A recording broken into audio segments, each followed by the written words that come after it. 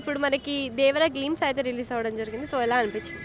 చాలా బాగుంది. ఆ స్టిల్స్ కూడా అది కొత్తగా ఉన్నాయి. పడవ ఆయన నేమ్స్ కూడా ఏందో వెరైటీగా పెట్టారు. ఏందో కత్తులు కటారాలు ఇవన్నీ పెట్టారు.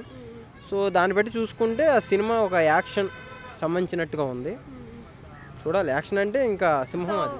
లాస్ట్ టైం మనకి కొరటాల శివన్ చూసుకున్నట్టయితే ఆచార్య సినిమాతో పెద్దగా కలెక్షన్ అందుకోలేకపోయారు. సో ఇప్పుడు మళ్ళీ కలెక్షన్స్ని బ్రేక్ చేయవచ్చా? 100% బ్రేక్ చేస్తాడు. దాన్ని మళ్ళీ తిరగ రాస్తాడు ఈసారి. ఓకే. జాన్వీ కపూర్ ఎలా కనిపించారు? చాలా మంచిగా కనిపించింది. చాలా మంచిగా. అంటే పెద్ద ఎన్టీఆర్ శ్రీదేవి గారిని చూసినట్టు అనిపించిందా? అంతే. ఓకే. అండ్ అంతేకాకుండా ఇప్పుడు మనకి ఎప్పుడు అందరూ అనుకునేది వచ్చేసి రాజమౌళి గారి సినిమా తర్వాత నెక్స్ట్ వాళ్ళతో తీసిన హీరో సినిమా పెద్దగా పర్ఫామ్ చేయదు అని. సో ఇప్పుడు ఆ మాటకి బ్రేక్ ఇస్తాడా ఎన్టీఆర్ గారు? 100% ప్రతి ఒక్కరికి కరెక్ట్గా పడిపోతుంది. ఎంతవరకు కలెక్షన్ చేయొచ్చు బాక్స్ ఆఫీస్ వద్ద ఇది? ఇంతనే అయితే మనం టార్గెట్ చేయలేము. ఎక్స్పెక్ట్ చేయింది.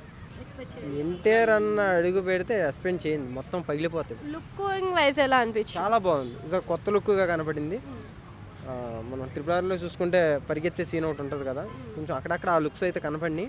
కాకపోతే దీంట్లో ఇంకా డిఫరెంట్గా అయితే ఏదో పెట్టారు. కొత్త కంటెంట్ కంపల్సరీ జనాలకి 100% తగిలిద్ది.